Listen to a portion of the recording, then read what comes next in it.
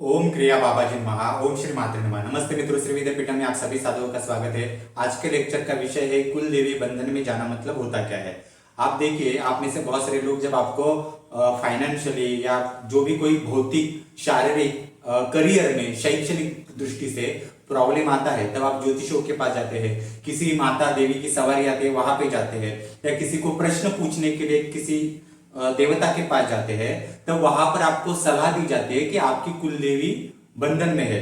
कुछ लोग कहते हैं आपके घर की कुल देवी बंधन में है, कुछ लोग कहते हैं आपको अपने कुल देवी के आशीर्वाद नहीं आ रहे हैं, या कुछ लोग कहते हैं आपकी कुल देवी आपसे नाराज है। अलग अलग टाइप के क्वेश्चन होते हैं, अलग अलग टाइप का आपका मार्गदर्शन किया जाता है। अब ये कुल देवी नाराज होना मतलब क्या है, कुल देवी बंधन में होना मतलब क्या है, कुल देवी के आशीर्वाद आपको नहीं मिल रहे, इसका अर्थ क्या है, ये थोड़ा सा हम देखेंगे। अभी आप देखिए, हमारे भारत में बहुत सारे शक्तिपीठ है।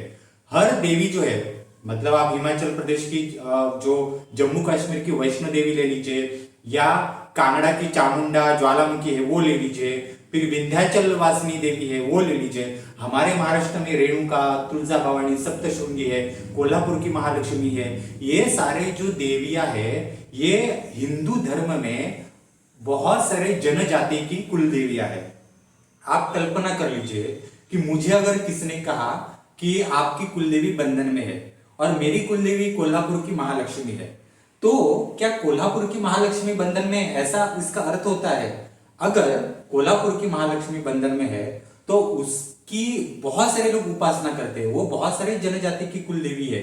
वो जैसे बाल काटने वाले जो समाज होता है उनकी भी कुल देवी है, जो कुंभार समाज होता है उनमें मटकी बनाता है उनकी भी कुल देवी है। हमारे यहाँ जो ओपन कास्ट होती है, कुछ ब्राह्मण से, कुछ मराठा है, कुछ वैश्य है, इन कास्ट की भी महालक्ष्मी कुल देवी है।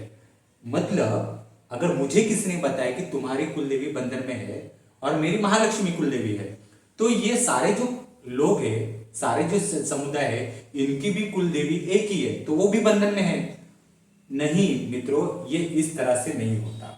कुल देवी बंधन का मतलब ये होता है कि पहले अपने घर में कुल देवी आती कैसे है और कहां से आती है, ये आपको समझ के लेना पड़ेगा।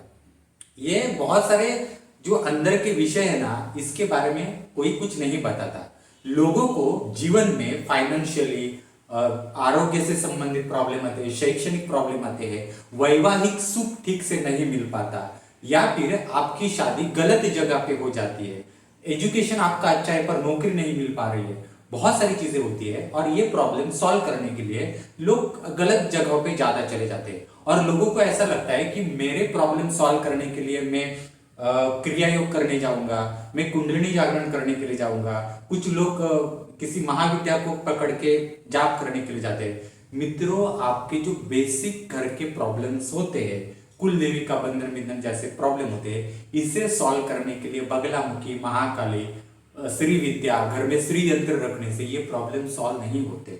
इवन कोई योगा मेडिटेशन करने से भी आपका रूट चक्र खोल के ये नहीं आते। ठीक है, तो पहले आप ये दिमाग से हटा दीजिए। आपको जो बेसिक प्रॉब्लम है, कुल देवी के दोष या कुल देवी के आशीर्वाद नहीं मिल रहे, कुल देवी बंधन में है, इस प्रॉब्लम को सॉल्व करने के लिए आपको पर्टिकुलरली कुल देवी के पास ही जाकर कुल देवी के लिए ही कुछ करना पड़ेगा मित्रों। ये आप समझ लीजिए, आपको किसी बाहर की चीज करके कुछ नहीं होता। कुल देवी का इंपॉर्टेंस मतलब आप समझ लीजिए कि हमारे शरीर में रक्त है, हमारा इस रक्त में हमारा हीमोग्लोबिन बहुत इंपॉर्टेंट होता है। तो हीमोग्लोबिन आपका अगर कम हो जाए तो आपको सांस लेने में भी दिक्कत हो जाएगी, आप चल भी नहीं ठीक, मतलब आप चल भी नहीं ठीक से चल सकते। आपके ब्रेन जो है, आपके दिमाग में ब्लड नहीं पहुंच पाएगा और आपका दिमाग भी काम करना बंद हो जाएगा। इतना हमारे ब्लड में हीमोग्लोबिन का इंपॉर्टेंस होता है। वैसे ही हमारे जीवन में कुल देवी ये हीमोग्लोबिन का काम करती है। जब कुल देवी बंधन में जाती है तब आपको अलग अलग टाइप के प्रॉब्लम्स आना शुरू हो जाते हैं। ठीक है, आपको बीमारियां भी आ सकती है। अब क्या होता है, कुछ चीजें ऐसी होती है, ये मतलब आप पूरा वीडियो सुनिए तब आपको समझ में आएगा कि अगर किसी को प्रॉब्लम आते हैं, किसी को बीमारी आते हैं, तो कुछ बीमारियां ऐसी होती है कि डॉक्टर की एक दवा लेने से ऑटोमेटिकली 2 दिन में बीमारी हट जाती है। परंतु अगर कुल देवी बंधन में है, कुल देवी के आशीर्वाद नहीं मिल रहे हैं, तो कितने भी डॉक्टर कर लो, आपको वो दवाई का इलाज नहीं लागू होता। फिर आपको किसी चीज के लिए बार बार प्रयास करने पड़ते हैं। आपकी शादी जो होती है गलत जगह पे हो जाती है, या सांसारिक जीवन में सुख नहीं मिल पाता, दोनों के वैचारिक जो दृष्टि है वो नहीं मिल पाती। बहुत सारी चीजें जो होती है वो कुल देवी ना होने के कारण प्रॉब्लम आते हैं। अब हम कुल देवी बंधन में जाना मतलब क्या है ये देखते हैं। इस लेक्चर को शुरू करने से पहले हमारा यूट्यूब चैनल शेयर कीजिए, सब्सक्राइब कीजिए। जिनको भी कुल देवी के आशीर्वाद नहीं है, कुल देवी बंधन में है, कुल देवी के आशीर्वाद पाना चाहते हैं, कुल देवी के दोष है, सिद्ध कुंजी का साधना हमारे कर सकते हैं। दूसरी हमारे दुर्गा सप्तशती साधना भी है। डिस्क्रिप्शन बॉक्स में सारे कोर्सेज के लिंक दिए गए हैं। इसमें कुल देवी के लिए चामुंडा तर्पण, चामुंडा अभिषेक सिखाया है। ये 40 पेजेस की बुक है, इसमें पूरा कोर्स सिखाया हुआ है, आप हमसे कर सकते हैं। फिर जेनेटिकली प्रॉब्लम, जिसको ब्लड में पितृदोष, कुल दोष है, बहुत डीप गंदी तरीके से दोष है, सर्प देवी की, मनसा देवी की साधना कर सकते हैं। ये दोनों एक साथ भी साधना कर सकते हैं, बहुत जल्दी इसके हल निकलते हैं ये साधना करने के कारण। अब देखिए पूरे भारतवर्ष में ज्यादातर लोग कुल देवी के बारे में कोई नहीं सिखाता। हमारे श्री विद्यापीठम है आपको प्रॉपरली कुल देवी के बारे में सिखाता है। नहीं तो आप कहीं भी जाए, बगला में कर लो, ये अप्सरा कर लो, वो योगिनी कर लो, ये कुंडली जागरण कर लो, उससे ये हो जाएगा। किसी से भी कितना भी करो कुछ नहीं होता, मतलब रूट कॉज आपको ढूंढना पड़ेगा। अब कुल देवी बंधन में जाना मतलब क्या होता है? पहले आपको एक प्रश्न का नॉलेज बहुत जरूरी है, उत्तर आवश्यक है कि कुल देवी आपके घर में आती कैसे है। ठीक है, एक कुल देवी जो होती है, एक शक्तिपीठ की देवी है, या फिर आप कल्पना कर लीजिए कि वैष्णो देवी है। वैष्णो देवी को भारत से बहुत सारे लोग जाते हैं। वैष्णो देवी ऐसे बहुत सारे जनजाति और परिवारों की कुल देवी है। ठीक है, तो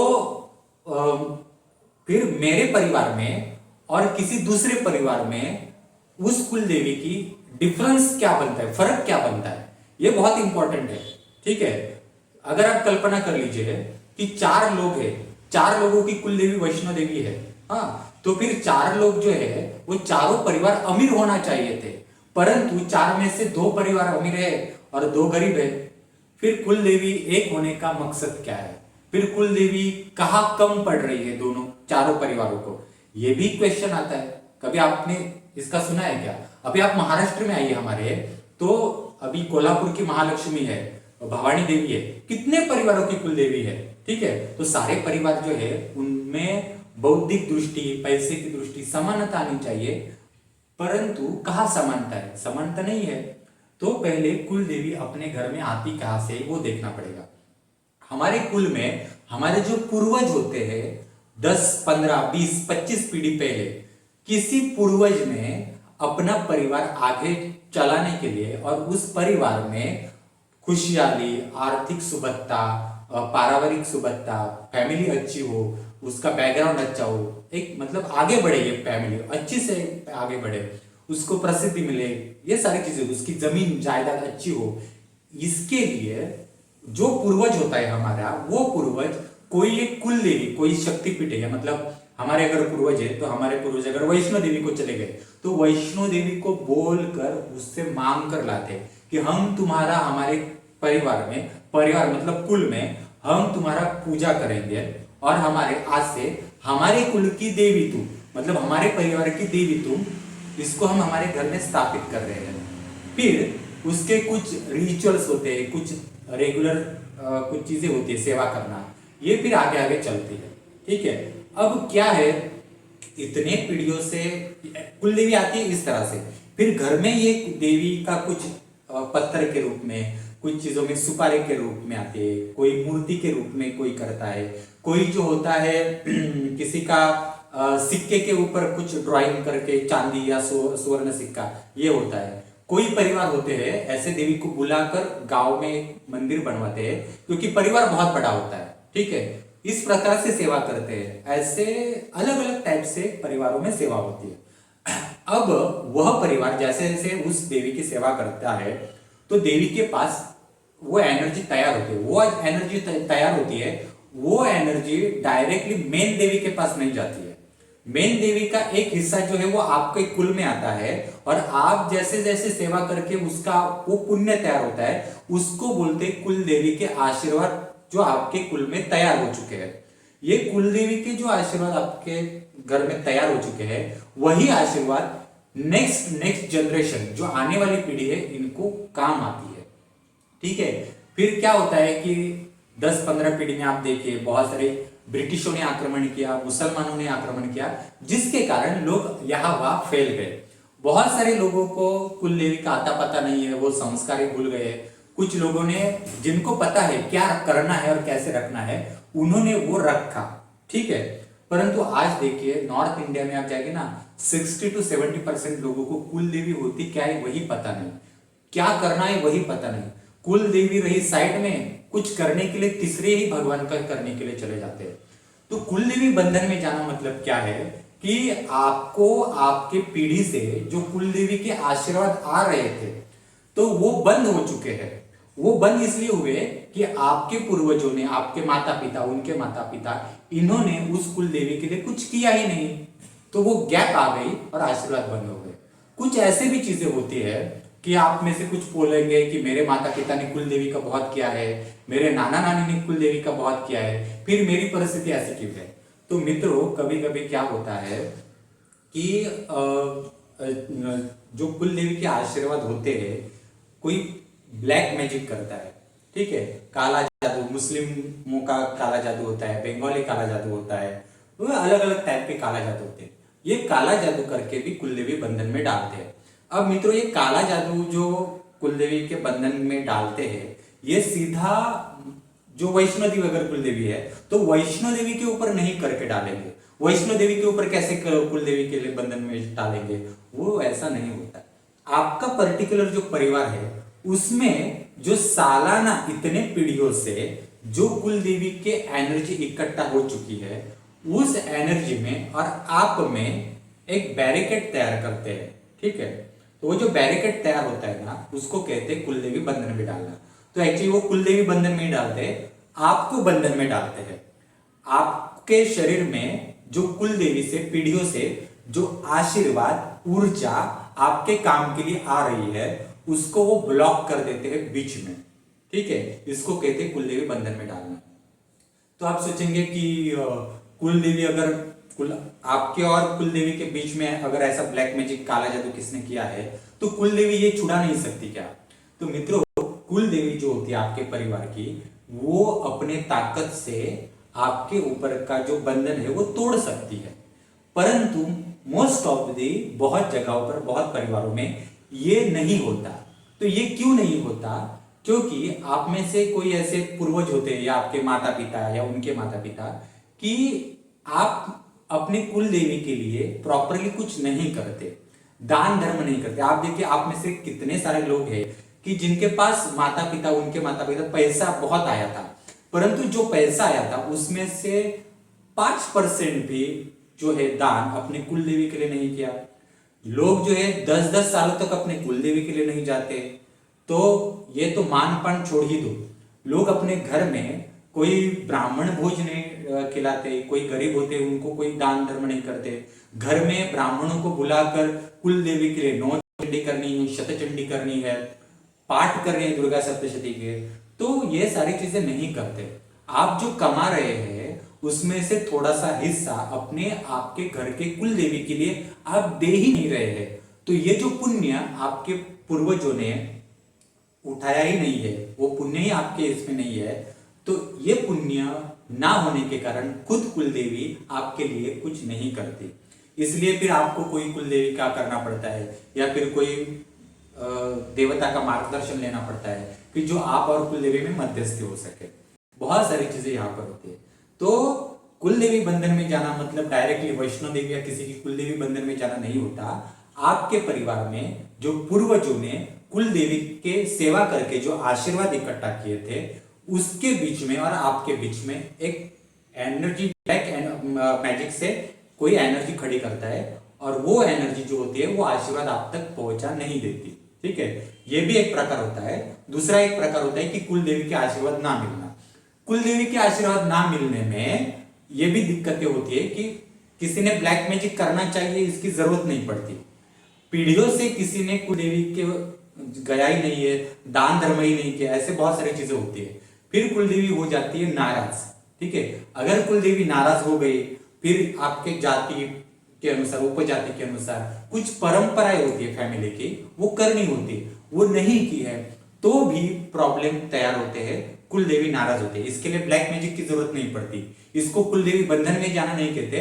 कुल देवी नाराज है, कुल देवी के आशीर्वाद नहीं मिल रहे हैं, ये हम कह सकते हैं। या आप कह सकते हैं कुल देवी आपको रास्ता नहीं दिखा रही है। मतलब आप समझ लीजिए कि आप कोई घर लेने के लिए जा रहे हैं, या आप किसी को पैसे देने के लिए जा रहे हैं, या आप कोई बिजनेस खड़ा कर रहे हैं, या फिर आपको कोई दिक्कत आ रही है, तो ये सारी चीजों में आपको एक इंट्यूशन पावर आती है, या कोई ऐसी बाहर से एनर्जी आती है और आपको बाहर रोक देती है कि तुम इस चीज में मत पड़ो, या तुम फंस सकते हो, ऐसा बताती है। ठीक है, तो ये जो अकस्मात आने वाली एनर्जी होती है ना, ये एनर्जी कुल देवी के आशीर्वाद होते हैं।